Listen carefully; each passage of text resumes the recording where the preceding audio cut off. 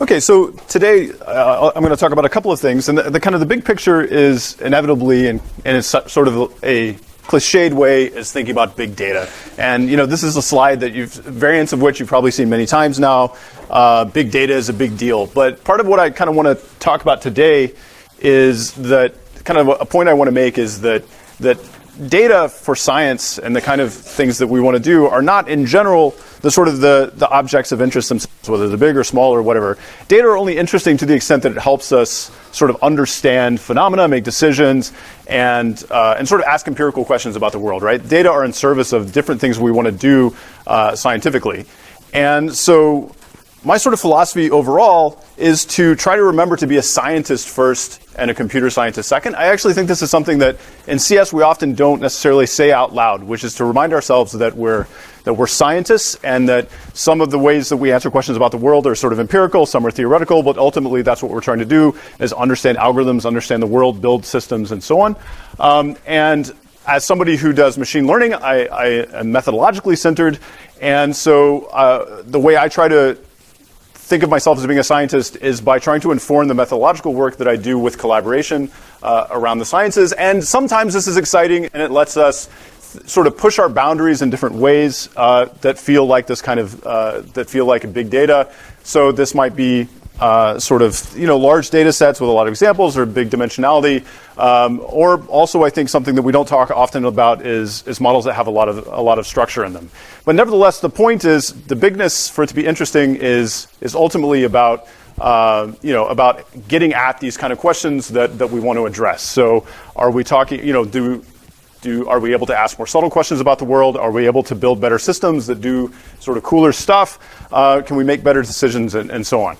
And so that's kind of the context for what I'm going to talk about, the things I'm going to talk about today. But so I'm going to talk about methods for the most part, but I thought I would provide a couple of examples that I find are sort of motivating of different science that I try to do to connect my methodology to sort of, to kind of set some context, if you will, for these different things. So I'm going to give you three examples.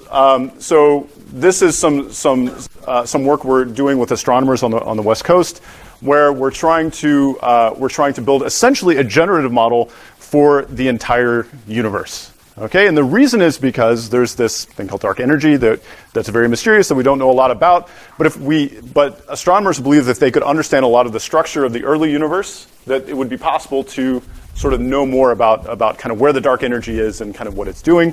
And so they're going to build this instrument called DESI for the Dark Energy Spectroscopic Instrument. And it's a really interesting, it's going to be a really interesting telescope, but it's going to be able to take very high fidelity measurements, but only in very, very narrow regions of the sky using optical fibers. And from a machine learning point of view, this is interesting because we need to make really great decisions about where to point those optical fibers. They can only see a tiny little patch of the sky, and we want to figure out how to target them well. All right, and so this is a kind of a decision theory problem that can be informed by the uncertainty, for example, about like the redshift of very remote sort of high value targets. And so we've been building sort of big inference algorithms to try to make estimates of sort of billions and billions and billions of different kinds of objects. At a little bit smaller scale, I've also been collaborating with folks at the Harvard Medical School, where what we're trying to do is build quantitative models for mouse behavior.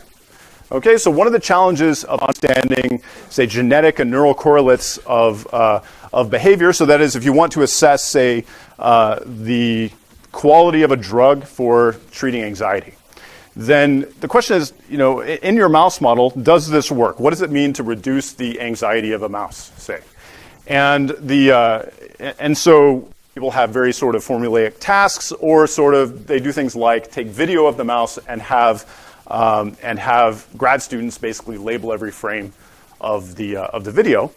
And this, you won't be surprised to hear, has a tremendous amount of noise. It's not sort of fundamentally quantitative, but even I should say the inter-observer error between labels, labeling like this is something like 70%. But moreover, it requires us to come up with kind of an anthropomorphic or sort of the anthropocentric language for what the mouse is doing and the timescales on which it's doing it. So what we've been doing here is trying to figure out how to take sort of Bayesian non-parametric time series models that can discover both sort of discrete syllables of behavior as well as low-level dynamics and fit those to sort of tons and tons of video data without a human sort of labeling exactly what's going on, but trying to find the stereotypical behaviors and then ultimately be able to sort of regress those on things like on different kinds of treatments or different kinds of like optogenetic experiments and things like this. So again, developing inference systems to try to inform the science we want to do, in this case neuroscience. So what you're seeing here is a couple of images. So we have a Kinect camera essentially that's taking video of these guys and a graphical model for the time series that arises out of it.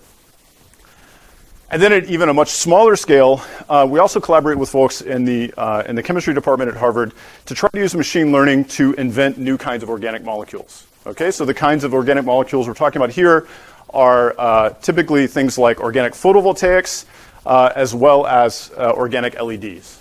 All right, and so the motivation here, broadly speaking, is that if we'd like to have lots of solar cells, get lots of solar energy, renewable resource. Renewable source of energy, and so on. All the solar cells that we sort of that you encounter are going to be are essentially silicon based. So they're rigid and they're heavy and they're not very sort of environmentally friendly to produce. In fact, it takes something like 2 years for a typical silicon solar cell to recover the amount of energy that it took to produce it. In principle, you could make solar cells out of plastic. They could be made on like roll-to-roll printers. You could make them in all kinds of shapes. They could be translucent. It could be cheap, and you could put them everywhere. But there aren't any sort of known organic photovoltaics that are competitive with silicon. But there's not really a technical barrier, however, to such molecules. We just don't know what they are. And so this project, as part of the Harvard Clean Energy Project, has been to try to find them and to try to accelerate that process with machine learning. And so there's kind of multiple stages. There's basically what we can do is, given candidate molecules, we can evaluate them with essentially density functional theory, which allows us to sort of assess the electrochemical properties of these molecules, but it might take hours or days to run.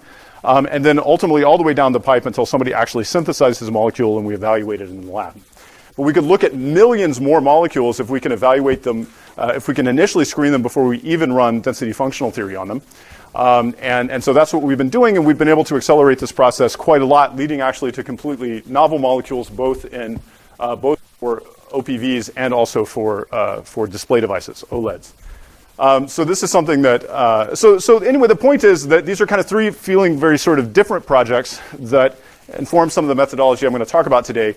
But as part of kind of the overarching narrative of trying to inform sort of methodological research in machine learning with problems that actually exist relative to problems that we kind of wish exist. If you go to NIPS, go to ICML, there's a lot of papers about a lot of stuff, and a lot of these are kind of synthetic problems, right? Or the same problems over and over again. And in the last couple of years, I've been having a lot of fun trying to solve problems that we actually care about, and it turns out that these are kind of really fun drivers for thinking about new machine learning ideas. For me, a lot of this kind of computation that we want to do falls into two broad categories. When I think about trying to scale up machine learning, or I think about solving hard problems like this, I tend to think of the computations as either sort of being optimization or integration. Okay, so optimization, broadly speaking, let's find the best thing, right? This comes up a lot. A lot of times we just want the best. Integration, though, is about summing out things. We got a big set, and we want to understand properties of the set. Most often, in kind of like a Bayesian setting, this is about integrating out uncertainty. Okay, and in all these kinds of problems, we have balances between both of these things, and over the last several years, we've been trying to make progress on kind of each side of these in different contexts. And today, what I thought I'd do is tell you about sort of two pieces of work, one from each column here. I'm going to spend the first part talking about this idea of Bayesian optimization. And then the second part, I'll talk about a sort of a particular technique for integration called Firefly Monte Carlo. Okay, so the first thing, Bayesian optimization. The idea here is we want to try to optimize. We want to try to automate a lot of the way that machine learning algorithms work. And this is kind of a research program that has been going on for several years and led to a startup as well. The big picture is essentially that machine learning is successful, very successful in a lot of ways, and infiltrates industry and sort of lots of different areas. But it's come at a price, and that price has essentially been increasing complexity of both the models and the procedures that we use to fit them.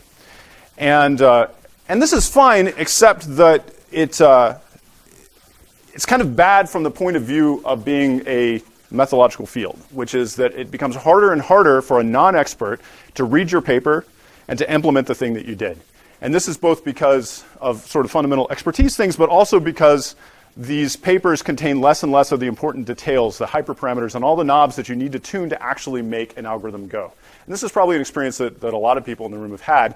When you read a paper, it looks really great, but there's just a lot of details that couldn't make it into 8 pages or whatever. And from a scientific point of view, this is a really, so methodologically this is bad because we're trying to build tools for other people to use who are not ML experts. And that's a problem if they can't do that.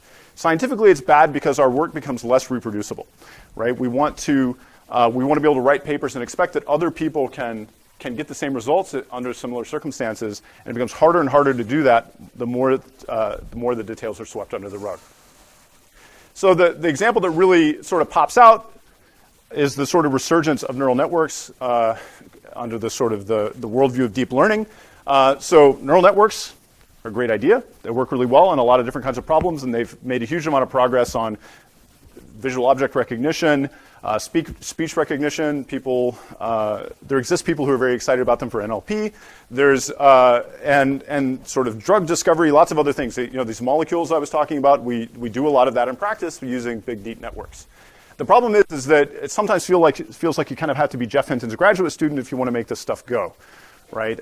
There's just lots of choices that you need to make in order to get something like this to actually work in practice, right? Lots and lots of choices.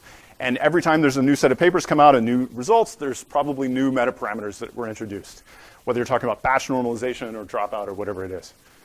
All right, but that's not the only situation where this comes up. I mean, we can point to a lot of other things. For example, you want to do some topic modeling, and you want to do it at scale. Maybe you're excited about stochastic variational inference. Again, knobs to turn if you want to get good results. And if you can get good results, but you've got to figure out how to tune it. And so Dave Bly knows how to do this.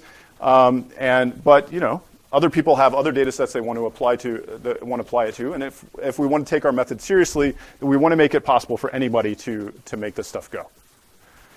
The good news is that we can sort of treat this as a rational problem. I mean, we understand what it is we're trying to achieve. We're trying to build a system that generalizes well to unseen data. We have methods like cross-validation to measure that. And so then we can think of this as a different kind of objective function, right? So we have our low-level training objective, then we have this kind of higher-level objective for setting up and tuning our machine learning algorithms, right? And so it just has this property, though, that it's a very expensive objective function to evaluate, right? It's something that requires training an entire model. Or if you're doing cross-validation, maybe it requires training 5 models, right?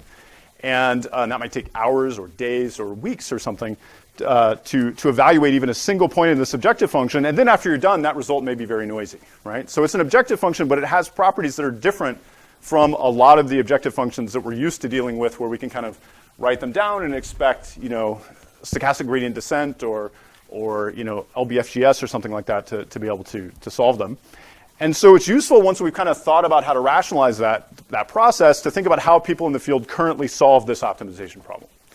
And the unfortunate answer seems to be something like black magic, right? So a lot of the toolkits that people regularly use do something like grid search, which is unfortunate because that's going to scale sort of exponentially badly in the number of parameters. There's also ideas like random search, which is kind of crazy because it doesn't know anything about the function. My favorite thing is grad student descent, which is where a grad student sits in a dark room and twiddles knobs until they get good enough results to submit to NIPS. And then a more recent thing we sort of discovered is forced march, which is you have some production speech recognition system, and it's got to get better every quarter or you lose your job, which is a lot like grad student descent, but a little darker. And so this is kind of what people actually do, right? They twiddle knobs, and if they handle it rationally, then they do something relatively naive. So our sort of agenda here is to try to do something better and to treat these as the optimization problems that they really are, and in particular to try to treat them as optimization problems that are sort of different than a lot of the kind of larger world of optimization. Here we don't have gradients, and it's so expensive that we're going to be able to afford to make sort of more intelligent decisions. In fact, we really want to make more intelligent decisions about where we want to try to evaluate, to really use our limited resources in the sort of for the best possible candidates to evaluate. So the idea of Bayesian optimization specifically is to build a probabilistic model for this objective and to try to manipulate that probabilistic model and kind of interrogate it to help us with this decision making. Okay, and in particular to account for the uncertainty that arises in that posterior distribution when we're making decisions. In practice, what we try to do is actually integrate out all of the true functions, all the possible functions that this thing could be. And we like to use things like Gaussian processes, non-parametric models to try to do this, which kind of turns this into sort of doing some linear algebra. Overall, the big point is to develop functions of the model that we can manipulate and that are inexpensive to evaluate relative to this this kind of true expensive objective. And by coming up with what we call an acquisition function or a sort of utility function that tells us what is a good next candidate and that sort of builds in a trade-off between exploitation and exploration. So this is the sort of cartoon that I think is useful for understanding kind of what's going on. So if there was a sequence of slides you're going to pay attention to, this is the set. The idea of Bayesian optimization is there's some function we don't know. We can evaluate it point-wise. But it doesn't have a simple functional form. We don't have gradients. So let's imagine this dashed line is such a function. We're trying to find the minimum of it on the x-axis here. These circles are points we've evaluated previously. Okay, so the 3 observations that we currently have. All right, and the point is that if we had a prior on functions that maybe said that they were going to be sane and kind of reasonably well behaved in terms of the parameters, there's still a lot of functions that are going to be consistent with those data. Right? There's a posterior distribution with tons of functions in it that are all possible objective functions. We just don't know, we just don't know which of these guys it is, right? So the question is, how do we do optimization taking into account the fact that there are many, many, many possible objectives that would be consistent with the data we've seen? And by using something like a Gaussian process, which I'm not going to explain, but you can just think of as a really, really rich sort of Bayesian linear regression model, with lots of sort of nonlinear basis functions, then we can actually, instead of talking about sort of specific functions from the posterior, we can instead talk about sort of marginal predictions about what the function value might be if we were to evaluate it at some unseen point. Okay? In particular, what we want to do in Bayesian optimization is reason about those marginals relative to our current best. So you can think of this as like our incumbent best point. That's the lowest one out of the 3 that we've evaluated. And the idea of Bayesian optimization is to reason about essentially the probability and the properties of this tail beneath the current best. All right? And there's a very nice idea called expected improvement that we like a lot. There's several different ideas in this space, but the one I'm going to show you here is expected improvement, which is essentially saying what's the expectation of this truncated distribution beneath the current best. So this is in expectation, how much better do we think we'll get over our current best if we were to evaluate that point? Okay, so this is a function of x now, and bigger is better. This is a kind of measure of utility of potential places we might go next. This is cheap. It's a property of the model. It's not a property of expensive stuff. Okay, so it's non-convex, but we can use sort of nonlinear, different kinds of off-the-shelf techniques to optimize this guy. Okay, so the point is we find the maximum, and we go off and we run our very expensive experiment and get a new point and perform a posterior update. Okay, so now we have 4 points. And we've pinned down some uncertainty around this guy, and in this case, we actually have a new incumbent best. Okay, then we compute this utility function, this acquisition function again, maximize it, and that tells us where to go again. And you see what's happening is we're exploring the function and pinning down its uncertainty in different places. It's a global optimization method. And the idea is that we don't wind up exploring places of regions of the function that for which we are pretty pessimistic that it's going to be sort of in contention for being the best. Okay, so that's the big idea, Bayesian optimization. And it seems kind of nice and intuitive. It's balancing kind of this uncertainty about what the function value is against optimism, kind of that it might be a good potential value. Like a lot of nice ideas. It's a very old idea. I didn't come up with this. And it goes back sort of on the order of sort of 100 years. So to sort of ideas in statistics like the optimal design of experiments. It's been reinvented in operations research for different kinds of optimization problems there. It's also known as the response surface methodology within statistics. It connects with a lot of different ideas in machine learning, like active learning. We're using Bayesian nonparametric models within it. It relates to ideas like from sort of the bandits literature. And I'll also point out that there's kind of a nice sort of theoretical support for this approach, and that I'm not going to talk about today. But anyway, the point is that this is something that people have studied for quite a while, and we have an increasingly good understanding of these kind of processes. So the question is, why are people sort of doing not very smart things when we know about these really smart techniques? And that is to say, why doesn't everybody use this all the time for these kinds of problems?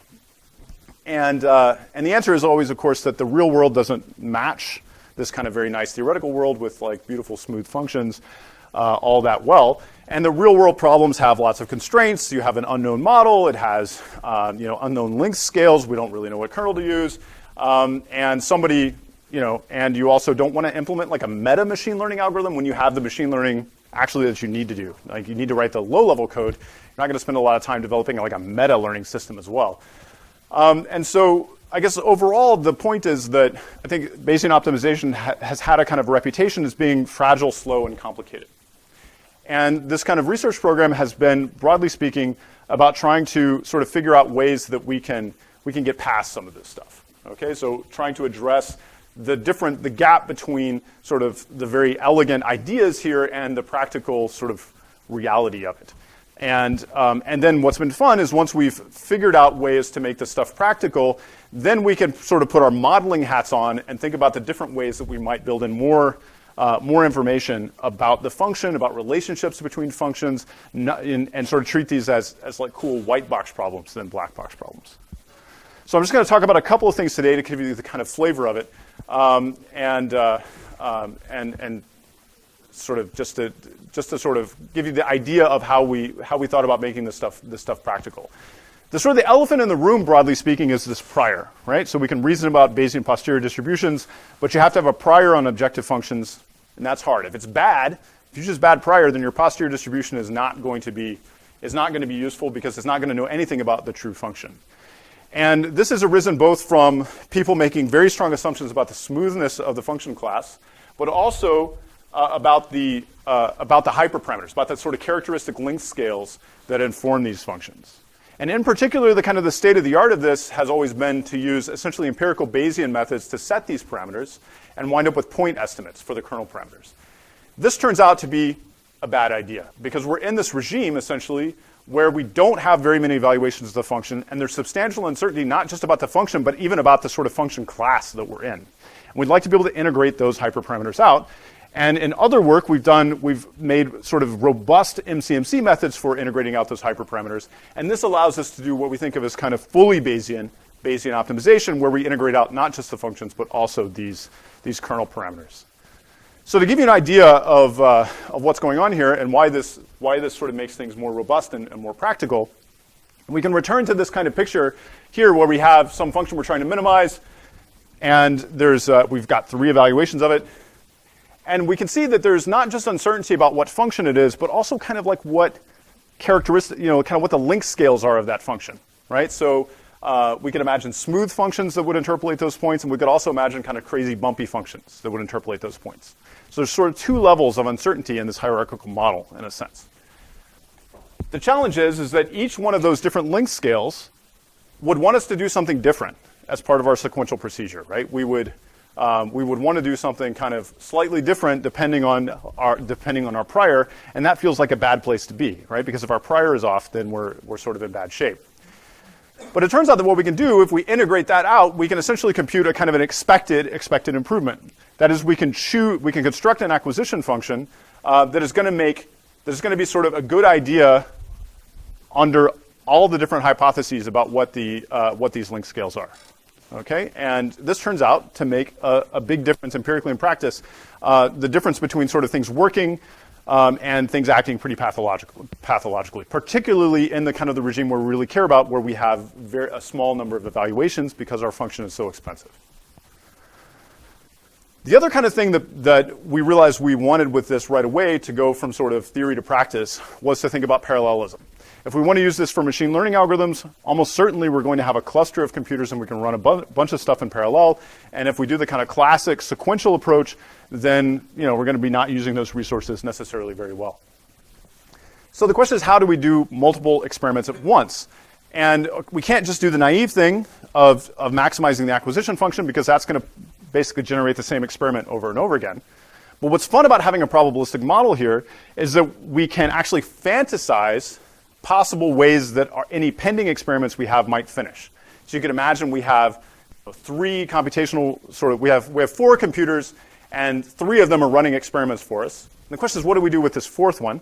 Well, we can integrate out possible results of the first 3, and then make a decision with the 4th one that is sort of like good on average under many possible futures that we might inhabit, of how those guys come back. This is kind of nice because it means we get a very sort of simple asynchronous algorithm where when resources become available, we know exactly what to do with them. We condition on the things we know, and we integrate out the things that we don't know. All right?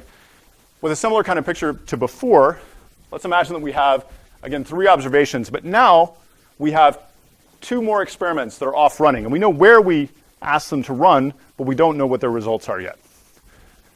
So the question is, what do we do with our sort of 6th experiment? And the point is that there are many possible ways that these guys could return. There's kind of different hypotheses about what that function might be and what we would see. And each of those futures would have us do something different in the 6th iteration. Okay?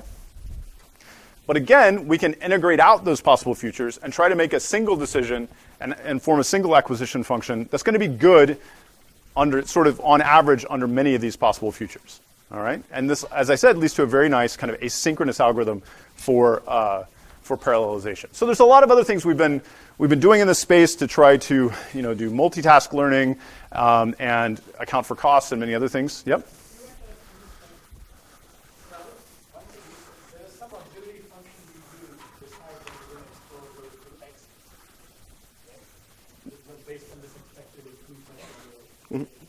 Yeah, to construct those initially. Yeah. Yeah, that's right. Isn't that expected improvement already this expected outcome from the fantasized outcome, or you think that the two could be different? Well, so there's some chance. Essentially, the reason it's different from just marginalizing out the function itself is that, if that's, I think, what you're asking, is that there's some probability that one of these pending experiments will become the new incumbent best. And that introduces a nonlinearity that we need to account for, right? And there's some chance it'll be really bad, but some chance it'll be really good. And under those 2 different circumstances, we would make quite different decisions if we had that knowledge available to us.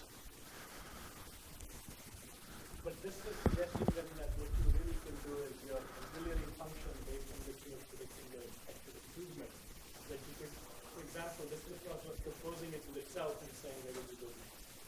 Yeah, so this algorithm, as I've described it broadly, is very myopic. It's not really trying to plan across those, across multiple iterations, and that's a topic of kind of ongoing research in the larger community. Here, what we're just trying to do is make a good myopic decision that accounts for the fact that there's some uncertainty associated with the current state of the world.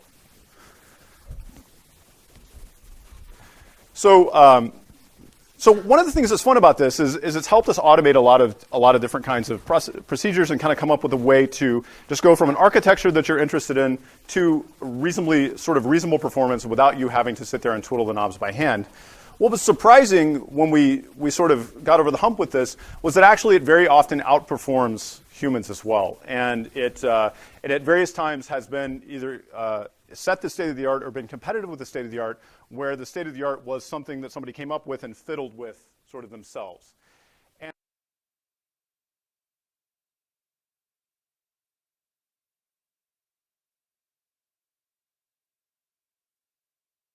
here, except systematizing this process and making intelligent decisions, and humans just aren't good at reasoning sort of in higher dimensional spaces.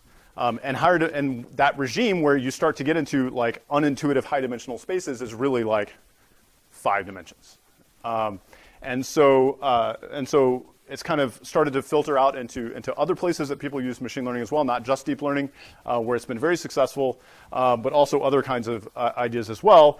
And it also turns out that the world is full of problems that demand interesting sort of optimization when you have a very challenging objective function. So we've also been collaborating with folks outside of machine learning who don't have machine learning problems at all, who are trying to solve hard problems that demand some kind of very expensive process. So that is like designing turbine blades, which some folks at MIT are doing. I mentioned the sort of this materials project, so we've been using these kinds of techniques to actually try to design completely novel molecules. We're collaborating with folks at the Broad Institute to try to design DNA sequences automatically, and also thinking about kind of other things like compression algorithms and so on, where, again, the evaluation is very expensive, but they don't look very much like machine learning algorithms.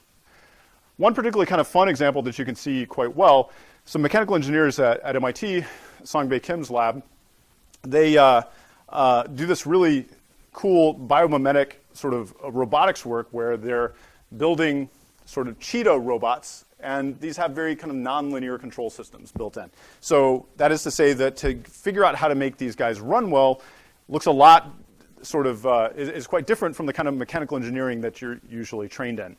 And so we had this kind of very fun result where essentially on the left here you're seeing kind of weeks of work by this postdoc and trying to come up with a control system that would work well. And then applying Bayesian optimization, essentially what we're seeing is kind of this kind of overnight improvement in how fast and how stably this thing can run. So more generally, of course, the last piece of this is that you'd like not to have to implement this yourself if you want to use it. So we have a software package called Spearmint, because you got a lot of experiments you want to run, and and then we also founded a startup called WetLab to try to make this very, very easy to use over the wire. And this startup was acquired by Twitter in June of this past summer. Okay, so that's kind of just a snapshot of some of the optimization work, or the Bayesian optimization work that we've been thinking about. What I thought I'd do in the second half is talk about some integration. Talk about, I don't know, Jason, you have a question? Is it good time to ask a question? Sure, yeah, you ask a question anytime you want. So one possible advantage to grad students is maybe the grad students have so oh, yeah, that's wonderful, yeah. So I do wonder whether gastric optimization is, whether gastric processes are really the right thing to acquire, even if you integrate out the hyperthermal. Yeah, you know. So very often you might think your function is unimodal. Yeah, so if your function is unimodal, then there's a sense in which kind of everything's going to work, right? Because, I mean, it's not quite convexity, but you know, then you're sort of just trying to find this one peak.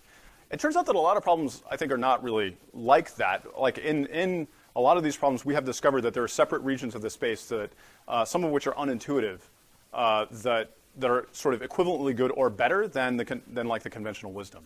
So this is something that happened quite a bit in two different sort of deep learning scenarios. So one, if you sort of think back to like 2006 deep learning when you should use like restricted Boltzmann machine to pre-train your network and so on, then there's parameters for that process and then parameters for the sort of backpropagation fine-tuning.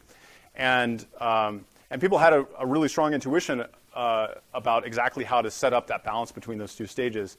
And it turns out, though, that there was a completely separate mode in which you sort of do like very little pre-training and you just essentially are setting the scale of your parameters with this RBM.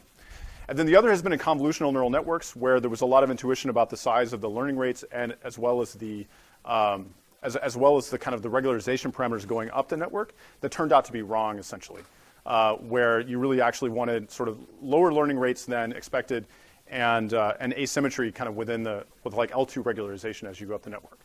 So there's a couple of advantages of grad students and a couple of advantages of this process. So the main advantage of this is, in some ways, and the reason like it would discover low learning rates is because it's patient. So it doesn't get bored in Control C its experiment whenever if it uses a learning rate that's too low. And so a lot of things work better if you have lower learning rates, but this actually kind of hasn't been discovered because people didn't systematize the problem. but grad students have huge advantage in terms of priors and also estimating whether or not something is going to converge, which I haven't talked about, but we've also been trying to estimate kind of like what the final value of some sub-optimization is. In terms of building in priors, so we ask you in practice to give us sort of bounds on possible values to seek, and so that's a way that in practice it bakes in prior knowledge. Is you have to tell us a range of viable values, essentially. And then in practice, we also build in essentially quadratic priors sitting inside of the Gaussian process. So we've got all kinds of bumpy functions, but in practice, what people kind of do is they center their box kind of around where they think good values are. And then, of course, I mentioned wet lab, you can seed it with whatever you want. I mean, you can tell it, try these 10 things first because I think these are good. There's no rule that says you have to, that every place you evaluate has to come from Bayesian optimization. It's just that after you get it, you should include it in your posterior distribution. So is the idea that what the prior actually looks like is some parametric function with uncertain parameters like quadratic, and on top of which you have non-parametric tester. Yeah, and then we try to figure out the weight between these. And so if the truth is that you have some really crazy non-unimodal, looks nothing like a quadratic function, then we can discover that. But that we allow sort of big. Yeah, but we try to assume that it's going to be very well behaved in the beginning and only reject that hypothesis when we kind of have evidence for it. Great, thanks. And one other very well, let me just also elaborate on that slightly more. Part of the reason for that is because you have this big floppy function, and so all the uncertainty associated with it seeks out uncertainty, right? That uncertainty is going to be maximized in the corners of like whatever space you're looking at, and there are a lot of corners in a high-dimensional box, right? And so you'd really like not to have to look at all those corners all the time. Sorry, go ahead. So just often in the kinds of problems that applicable in machine learning and language speech, at a given x, we can get not only the value of the function, but also true backdrop the gradient.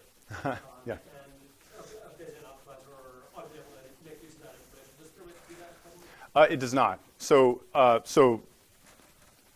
essentially, a gradient is like seeing two observations from the function broadly, and sometimes you can get a gradient for a very small amount of extra work if you have, for example, automatic differentiation. And fortunately, gradients, so the gradient of a function that is drawn from a Gaussian process is also a Gaussian process.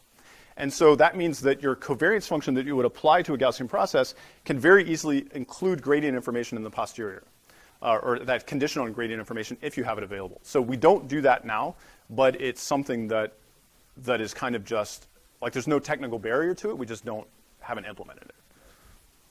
Yep. Can you talk about how you design kernels with mixed type of parameters? Oh yeah, so that's a very hard question actually. So there are right off the bat, right? You can think about sort of three or four different kinds of parameters you might have. Obviously, continuous valued things are kind of what we've been talking about here. Integers, which have sort of ordinal structure, that's kind of straightforward because you can just treat them like real numbers. And then what's very hard is thinking about, sort of binary variables are also easy, but enumerated types come up all the time, and that's hard. In the very beginning, we just treated them as integers. That's not the right thing to do. What we do now is we essentially come up with an embedding of the different kinds of the different possible enumerated types, and then we have a kernel in that embedding space. And so now the embeddings of your different possible enumerated values just become hyperparameters that you can integrate out. So it's an area of active research, in particular where so if we feel like we have a handle on that particular problem. The larger problem is where you have parameter spaces that sort of change in cardinality as you move around. So neural networks, again, provide a nice example. You add a new hidden layer. You parameterize a hidden layer. You add it, and by adding it, it introduces a new collection of parameters that were otherwise not available. And so we don't currently have a sort of a great solution to that. There's been some papers on it, but it's not. It's been hard to make that really satisfying.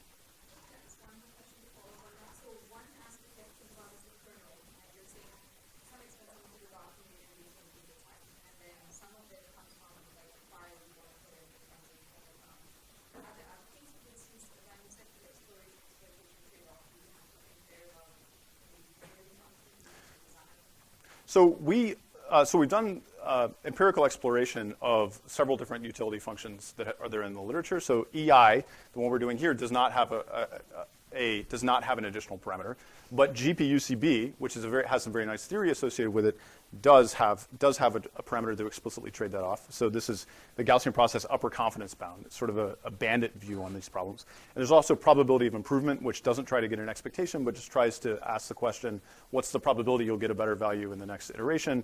And then there's also new ideas such as something called entropy search, which tries to treat this whole problem as one of building an estimator of the location of the minimum.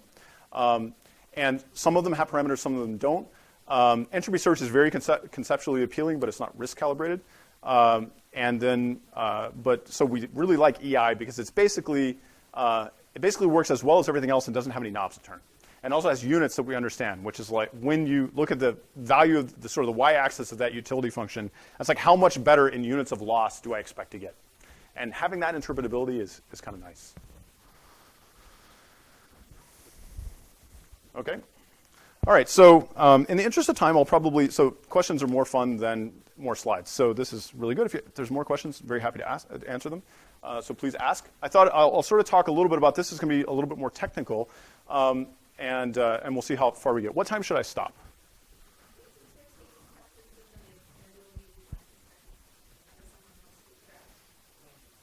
One? Or, well, here's. Yeah, you won't hurt my feelings if you have to leave. Why don't we do that? And so then we can sort of have more questions at the end for people who want to hang around. Okay, so I'm going to tell you about integration, about this idea called Firefly Monte Carlo. So the setup here is we're going to have a Bayesian model, a very simple Bayesian model. It's kind of as a cartoon to sort of think about the problem, where we have some set of data, we have some set of parameters. The data are drawn, are drawn sort of conditionally independent of each other, given the parameters, and we have some prior. And the name of the game is going to be to try to manipulate this posterior distribution on theta, which I'm going to call the target distribution, pi. And questions we want to ask about data in this kind of Bayesian setting are interrogations of this posterior distribution. Okay, so we might ask for expectations or different things about this posterior. In general, that's hard.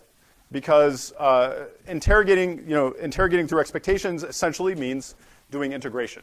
Integration is hard, so we have some, so we can query our sort of our data via some function whose expectation we take under this posterior distribution. We really like Monte Carlo as a result for estimating these kinds of things because if we can draw samples from pi, then we can form sample averages under F and get an unbiased estimate of those guys. Still doesn't really solve our problem though, because drawing samples from pi is still probably hard. If you have a complicated probability distribution, and here we also only have it within a constant, then you're not going to be able to get just IID samples. So in practice, we really like to use the algorithm called Markov chain Monte Carlo, which is where you define a Markov chain. So this is a transition operator that I'm writing here as T. And the idea is that we write down some transition operator that's going to leave pi invariant and satisfy some other conditions that I won't really talk about. And the idea is that we can use our sort of pseudo-random number generators on our computer to simulate this transition operator forward, and the marginal distribution of the state will converge towards pi. Okay? And this is something we use a lot. In practice, we don't necessarily try to go after this condition here of invariance, but we often write down in a lot of different recipes you encounter instead sort of go after this stronger but easier to prove condition called detailed balance, which also says that the chain is reversible. Okay, so this is cool. It sort of looks like this when you run it. So here's some target density that we care about. Here's kind of a Markov chain kind of wandering around. I'm showing the last few states. Here I'm showing you a histogram of places it's visited. And the idea is this thing wanders around. This thing converges to this density, and so then we can interrogate those samples to compute these Monte Carlo averages. So this is a really powerful algorithm that is in some ways kind of I think is kind of underappreciated in some ways. I like this quote from Diaconus that likens it to the quadratic formula. Like it's so pervasive in so many different areas that it's almost uninteresting to ask what its applications are. And I view it as kind of one of the sort of most important sort of computational algorithmic advances of the 20th century. But it's hard when you get big data. And in particular, what happens is if you want to iterate this Markov chain, you're going to need to look at the target density. That target density is the only thing that knows about your data.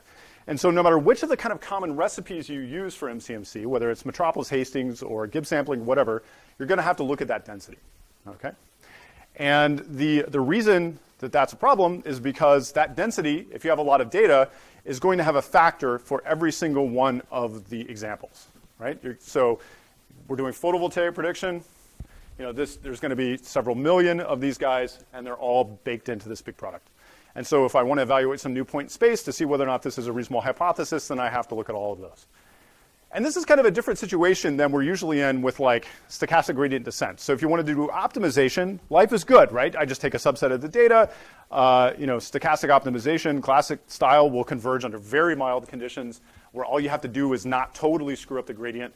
It just needs to have an expectation sort of positive inner product with the right direction to go. Here, to satisfy these conditions of like detailed balance and invariance, that's much harder. And in general, you can't look at subsets of the data and get the right posterior distribution as you run this thing. So Firefly Monte Carlo is an example of actually being able to do this exactly. And it's actually the first example of being able to do this exactly. But more generally, I mean, this is a problem that people care about a lot. We don't always want to be Bayesian, but sometimes we do want to be Bayesian with large data sets.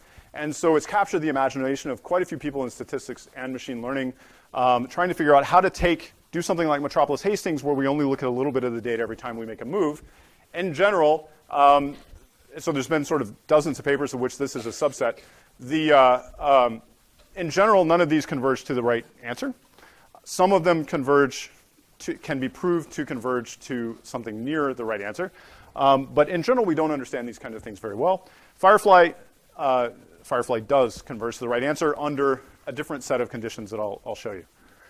So the trick we're going to use to construct this algorithm is first, let me just stop. So are we okay with the idea of what we're trying to do? We've got a bunch of data in this posterior distribution, and we've got 1 million data. Wouldn't it be nice if we could take a step where we only look at 100 data instead of 1 million data? Right? That would be a lot cheaper if we could take more steps. But the problem is 100 data is a different distribution than 1 million data.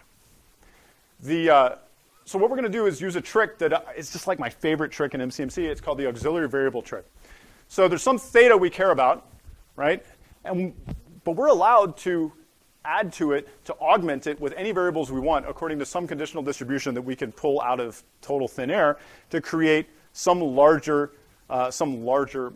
sort of joint distribution. And the reason that's appealing is because it leaves the marginal over theta intact. So we don't change the answer. And marginalization, when you get a bunch of samples from a distribution, is super easy. If I get a bunch of samples from a target and I want to marginalize over a subset, how do I do that? How do I do it? I just throw away the stuff I don't care about, right? So marginalization with Markov chains or with Monte Carlo is trivial. I just ignore stuff. And so I add stuff in, and then I ignore it, which seems weird, except that sometimes, if you're clever, when you condition on the auxiliary stuff, then your updates for the stuff you care about might become a lot easier. And there's actually a lot of things out there where maybe stuff goes faster, or it mixes better, or it's easier to implement if you have auxiliary variables. So we're going to use this trick.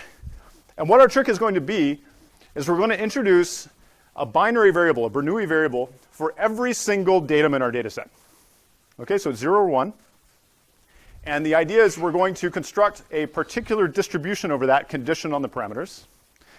And it's going to require a lower bound. So we're going to have some likelihood, that is the factor in this posterior distribution. We're going to get a lower bound on that factor from somewhere. We'll talk about that. And the idea is we're going to flip a coin based on the tightness of that bound. Okay? So this is just a Bernoulli coin flip. So the bound here, so to give you some notation, so I'm going to write L sub n as the likelihood function for theta for the nth example. And then we have a lower bound that I'm going to write as Bn. Okay? So Bn is a lower bound on theta. On L theta for the nth example. And every single one of those is going to have a little binary variable. And the idea is we're going to flip this coin based on the tightness of the bound. So, it's going to be, so if the bound is very, very tight, it's very likely to be 0. And if the bound is loose, then it's more likely to be 1. Okay, so that's what these two factors are. All right.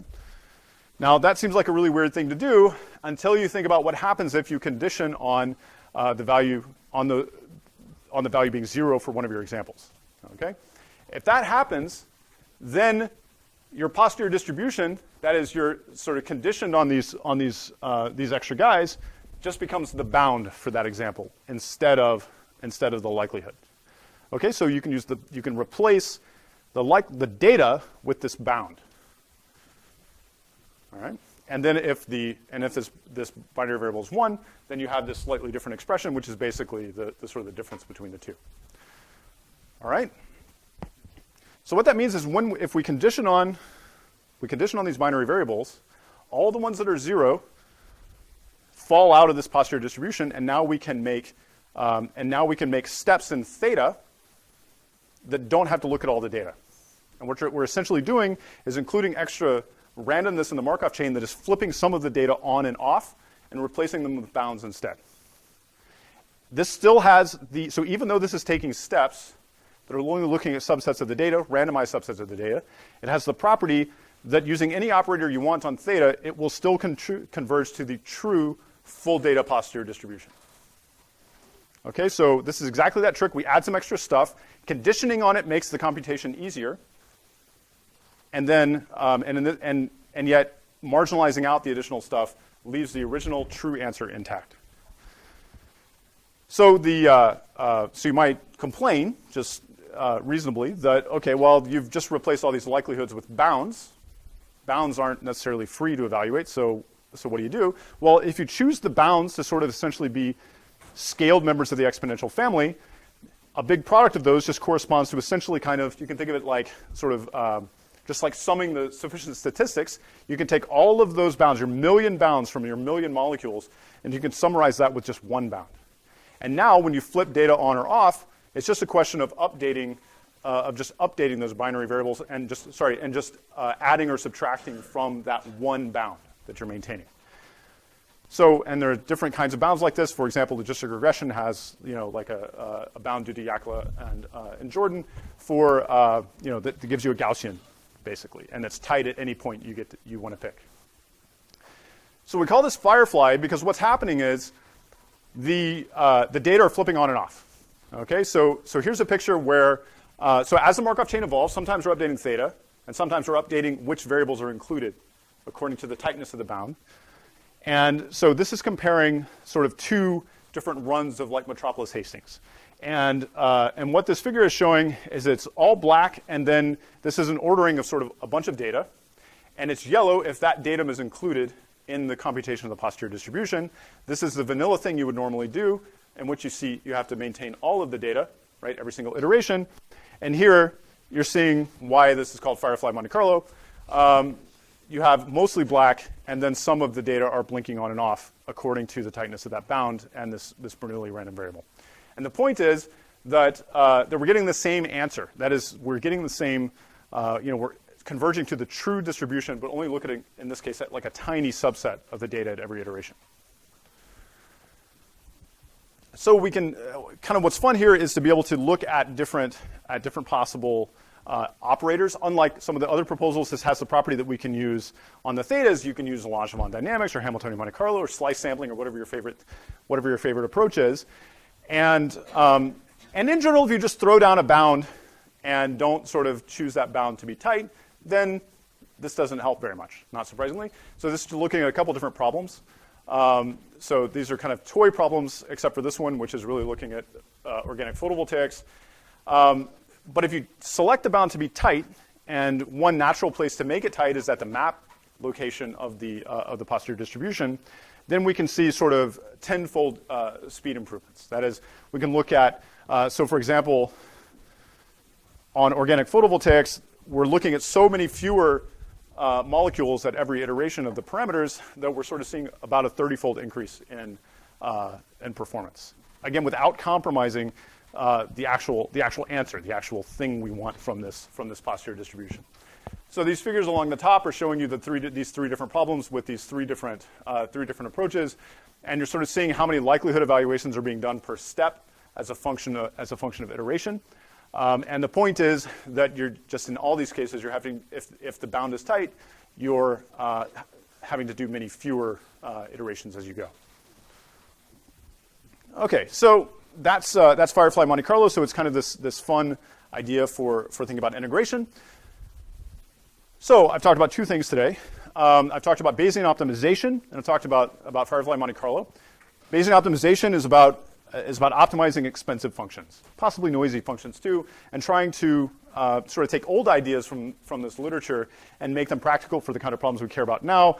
And it's had a nice impact on some of the practice of doing this.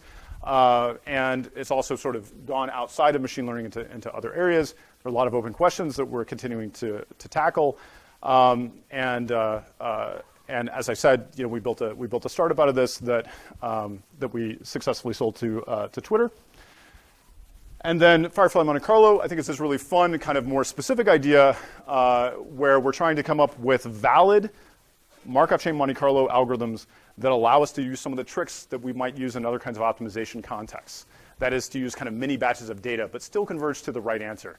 And Firefly is actually the first example of being able to do this exactly correctly with this kind of fun auxiliary variable trick.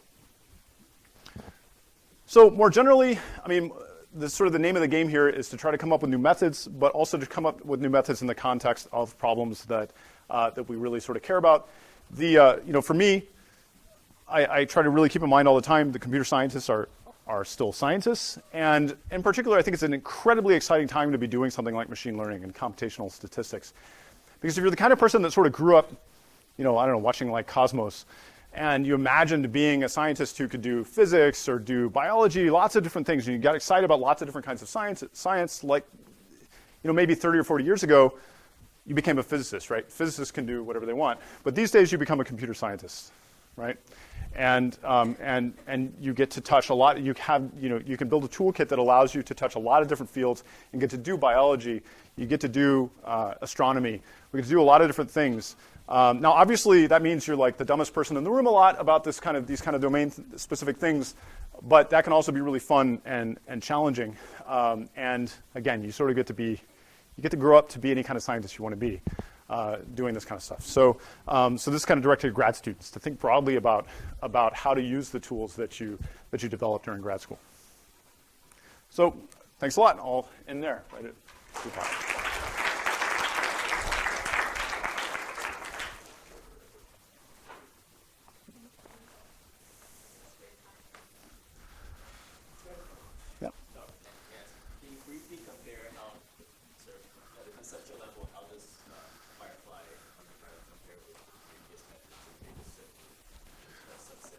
Well, so there's a couple different ways it's different. So the first thing is that you need a bound. So other methods don't require this lower bound, and we do. I don't view that as being a big deal because these other methods generally only work if you have some notion of sort of finite variance and expectation of the log likelihood. So that's kind of like having a bound. So that is, all of these things kind of only work if you have some notion of it being well behaved. This has the advantage of being exactly correct. So, and here exact, I mean has the right stationary distribution. So you don't ever have to ask questions about whether or not your Markov chain is converging to the answer you would like to have. Now, that said, it's an open question whether or not the kind of places we use these algorithms, whether we're in the regime where that matters. So there's Monte Carlo error that's arising from this, there's variance arising from the fact that we're using Monte Carlo. And I think an honest assessment of this larger space is that it may be the case that exactness doesn't really matter that much. And that if you have bounded error in the target density, then that may be washed out by the variance from Monte Carlo estimates anyway. It's nice to have an attack on this problem, but it's not necessarily obviously the case that this is exactly the sort of the objective in the near term for a lot of problems. And then similarly, this particular work doesn't really make progress on the problem of burn-in, which is in practice when you'll see papers that write down a Markov chain and then run it for 50 iterations or something, and there's just no chance that the bias of a stationary target distribution is the thing that really influences whether or not your answer sucks. So so getting better at that problem, I think, is still something that none of us really have a great handle on. the advantage of Firefly Monte Carlo beyond correctness is also this flexibility in what you get to do with it. So almost all of the proposals that exist for approximate MCMC type algorithms, particularly the ones that have any notion of sort of bounded error, are all Metropolis Hastings. They're all random walk Metropolis Hastings, which is kind of the worst case scenario in some ways. And what is fun about this is that conditioned on these additional binary variables, we can apply any operator you want. So you can be arbitrarily clever. You can do you can do Gibbs sampling. You can do Hamiltonian Monte Carlo. You can apply apply the very, very large MCMC toolbox. I mean, you could use this in conjunction with other auxiliary variable methods if you want. And so it's very nice to have sort of an orthogonal technique for handling subsets that doesn't require you to commit yourself to using the worst MCMC algorithm. Yeah. Follow up to that. So I guess the main idea of Firefly was that there are a million data points, and for each one, you're going to draw a Bernoulli variable, and to say 0, you're going to use a low bound, so it's like 1, and you're going to compute the likelihood plus adjustment. Yeah. Yep.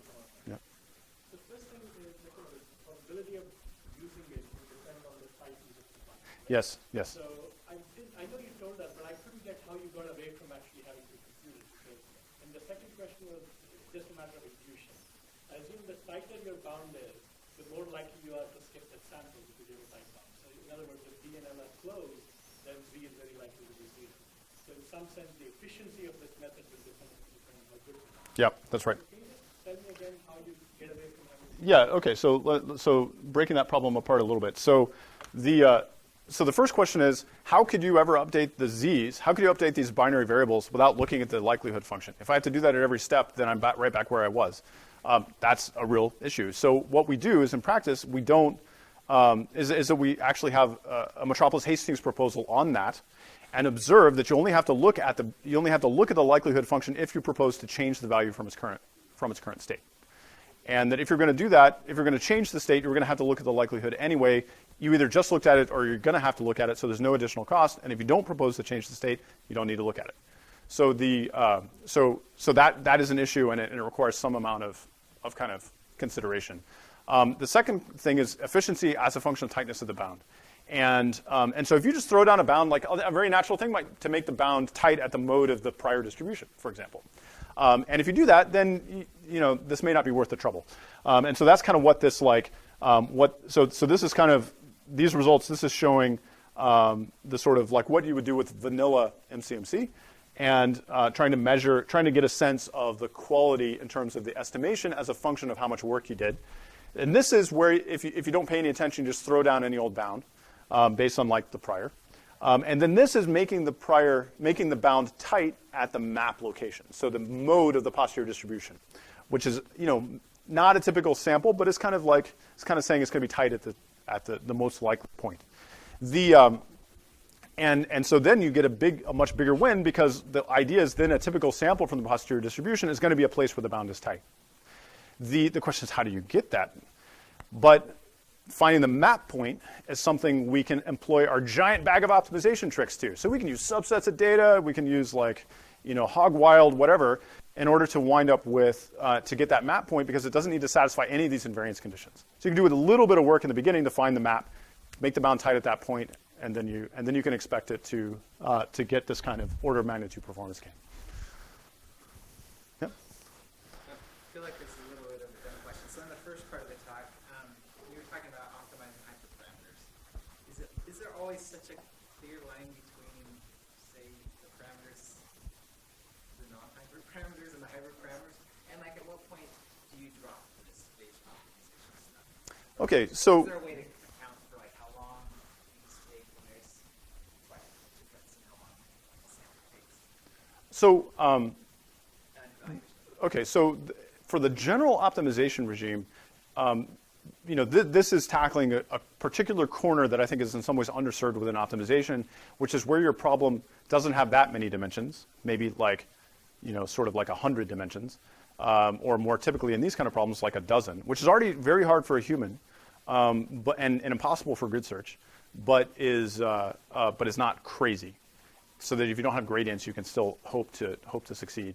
But then also where things are very expensive and there's value in accounting for uncertainty. So that's the kind of regime we're living in. We've been thinking a lot about whether or not there's an interesting continuum to be had like, I mean, this is a kind of a long-term kind of beer discussion, but the question, how do we include kind of meta reasoning? Like, how do you have basically bounded rationality within optimization? Like, knowing how much it's going to cost to take the step relative to the cost of doing the thing.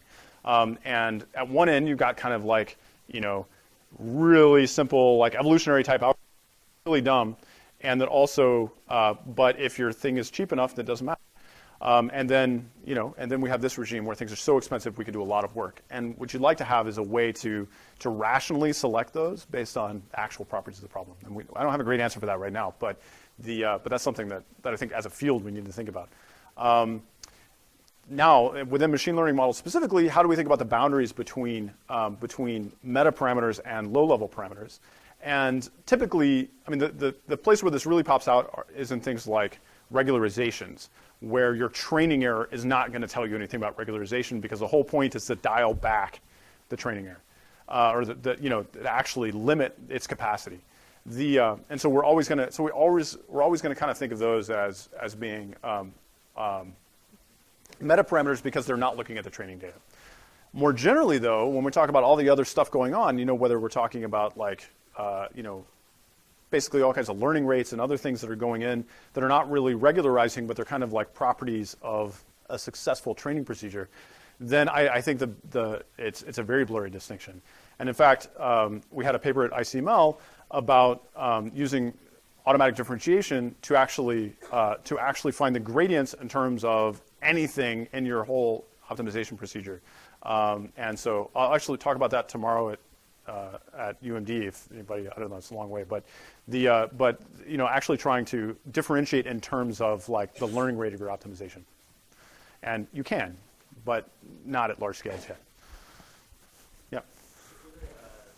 Firefly paper you showed, it looked like a lot of points were never getting turned on. Is that because Yeah. it's not change you're using to flip them on and off and you're just ignoring them, or is it because the bounds are sort of like running into? Yeah, so if the bounds are really tight, then it's just very low probability that they'll get turned on. There's actually this kind of funny thing going on, which is, this is going to be hand wavy, but there's a kind of a max margin thing going on, where if you have sort of strong violators, so the examples that are hard, then those will tend to be places where the bound is loose. And so then what happens is, for the really hard examples, the Markov chain always has to include them, which is also kind of nice, right? That's what we would expect. Those are in some sense very informative examples. The downside is, and where this like becomes very hand wavy, is also very easy examples. Very, very easy examples also have loose bounds, and so those tend to get included as well. So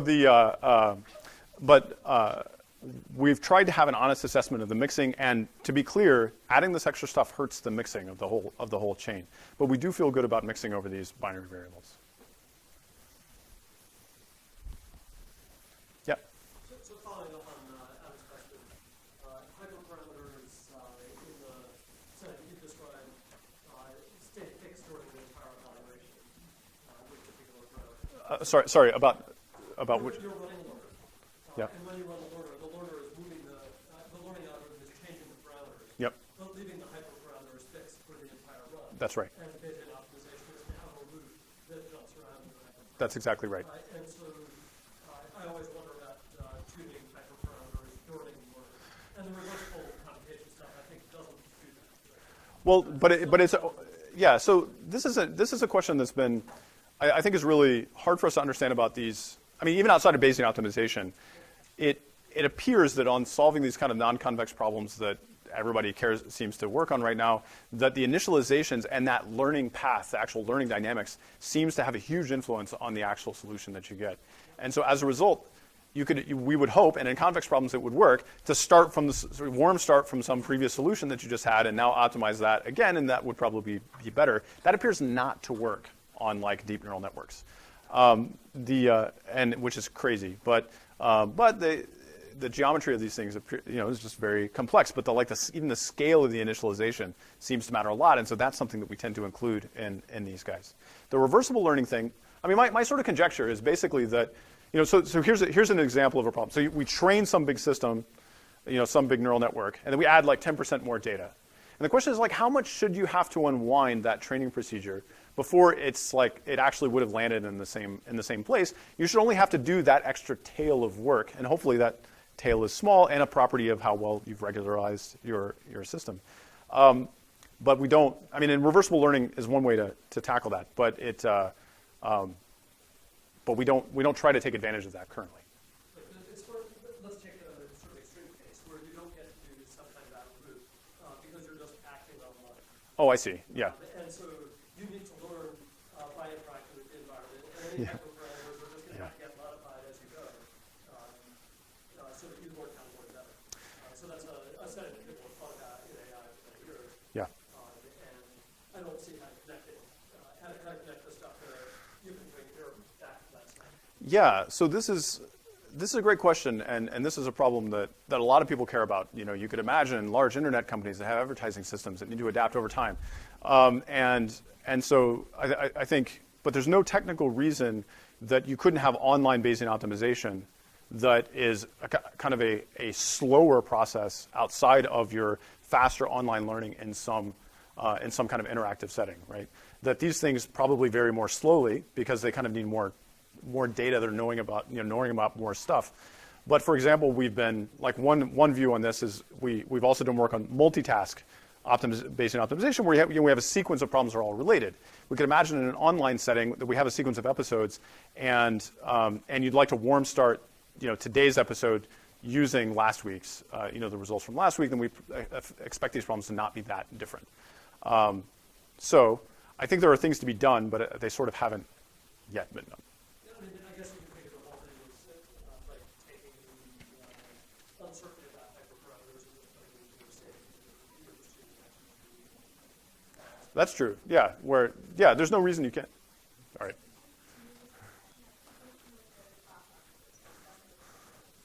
There's probably something like